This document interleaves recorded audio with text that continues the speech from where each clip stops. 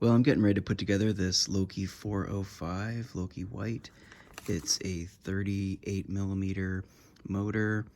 I go through the steps of putting it together here on this video in case it's useful for someone, including me later if I forget how to do it. So first of all, here are the various parts of the motor. So these are the propellant grains. There happen to be 8 of them for this Loki I405, but there could be different numbers for different types of motors. One thing to check right away is the nozzle size.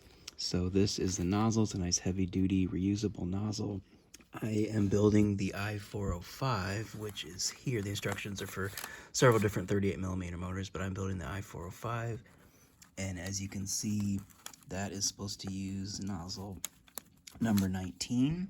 And so you check that engraved on the nozzle very nicely, and it is 19. Then other parts of the motor include the liner. It's a phenolic liner. And then the motor case. This is the part that's reusable, and you can see the nice thrustering down there. And there's something really cool about Loki cases, really heavy duty with a cool dark color.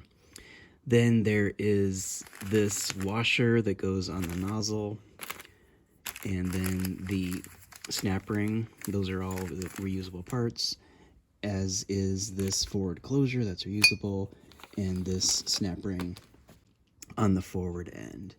Then also you have the smoke element that's going to go inside the forward closure, and several different types of O-rings that we'll talk about, and then finally a cap for the end.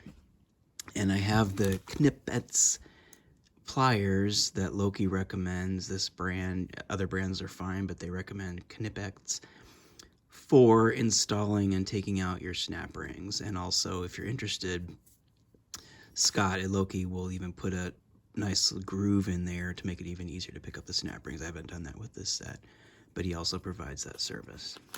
So that is the basic layout of this reload, and I have these instructions that came with it, which are really good. They're really nice and clear instructions. They have this nice big diagram showing all the parts in very nice detail, and then nice orderly instructions. And I'm just going to be going through those instructions, nothing fancy. Just putting together this motor. It's a commercially certified hobby motor from Loki, and I'm going to show how I put it together. And now to get started, I'm going to put a little bit of grease as the instructions recommend. I'm using this stuff called Super Lube.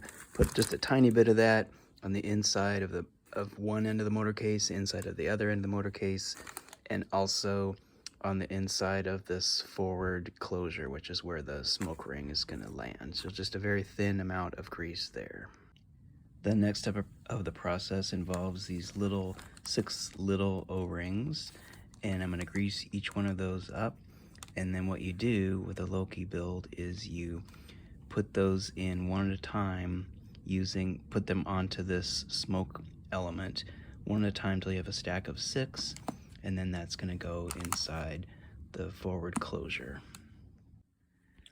So I've got the 6 little O-rings looped up a little bit, and they're placed on a flat surface.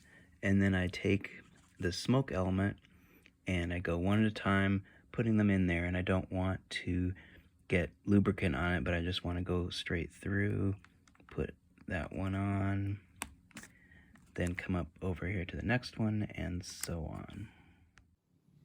And so now you can see I have this little stack of 6 O-rings lined up on the exterior of the smoke element.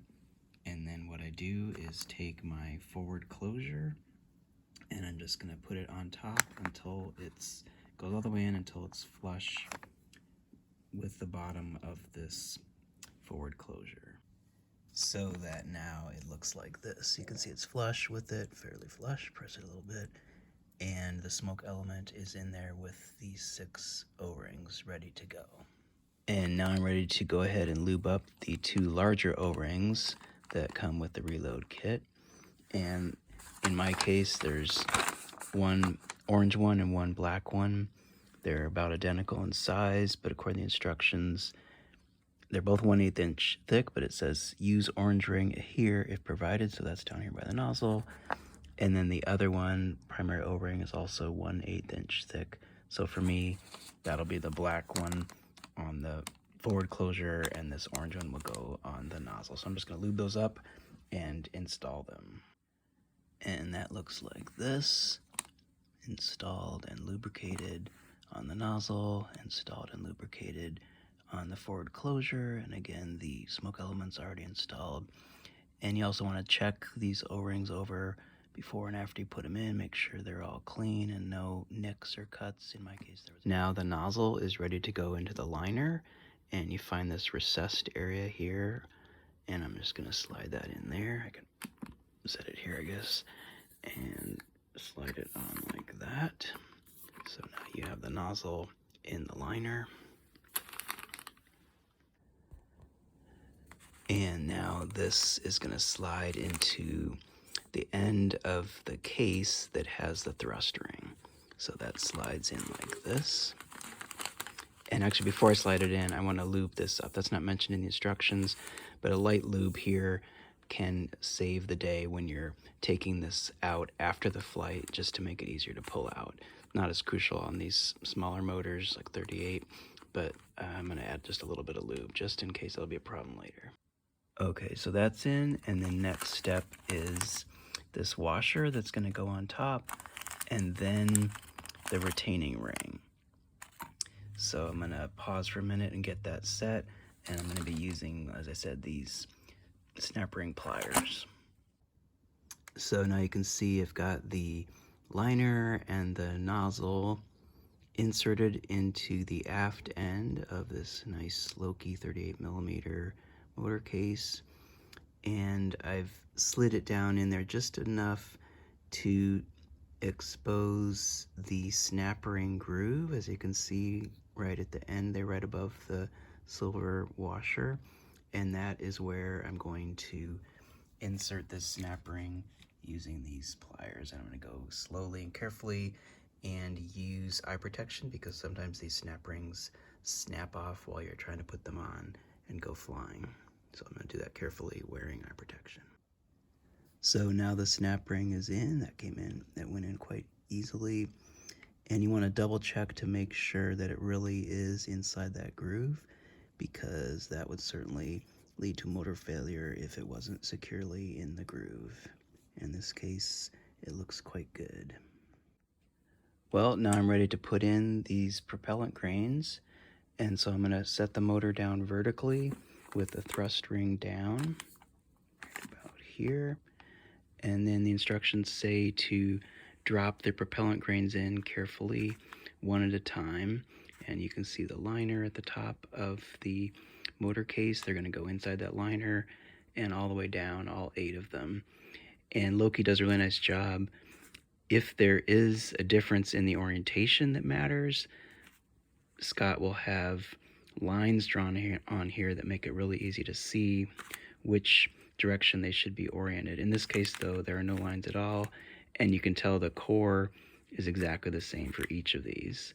So the placement doesn't matter. I'm just going to take all 8 of these one at a time and slide them into the liner, which is inside the motor case.